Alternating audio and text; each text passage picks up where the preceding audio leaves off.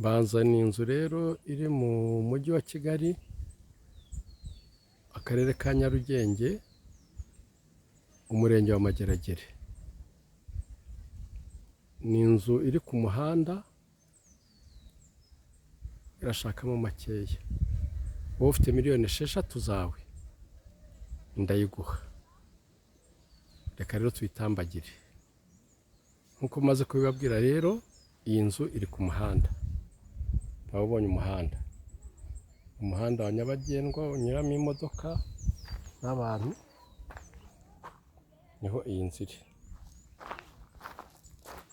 Dore rero urugo rwayo nguru. Reka tuyisure. Ni inzu ifite icyumba kimwe na salo, ariko ufite aho wakwagurira.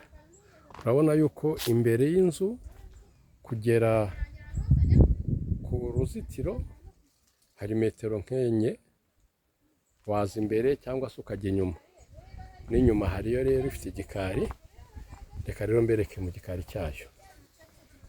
Wowe ufite gahunda, urabona ko ni inzu imeze neza. Dore amabati yayo, dore ngiyi. Mwabibonye ko iyi nzu ifite mu gikari, ifite n'indi nzu waheraho, ariko ni toilette. Murabona ko ifite toilette nini. Wowe ufite gahunda rero, wakora umuti. Mwabibonye, iki cyose ni igikari cyayo. Ushaka kwagura, ushaka ko haba hagari, mwabibonye yuko itari yonyine. Ahangaha ni ku rugabano rwayo.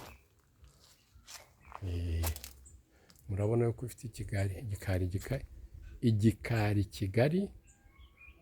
Urabona ko kuva ku gikari kugera ku nzu wakwagura, no hepfo y'inzu wakwagura.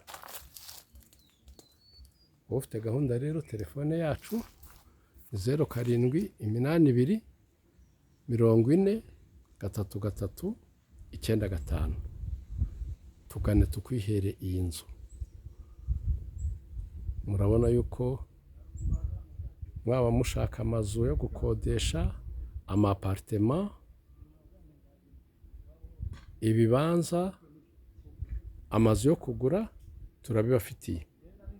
Mudutelefone kuri izo nimero cyangwa se mutwandikiye kuri WhatsApp. Murakoze rero, mugire umunsi mwiza. Musigare amahoro y'Imana.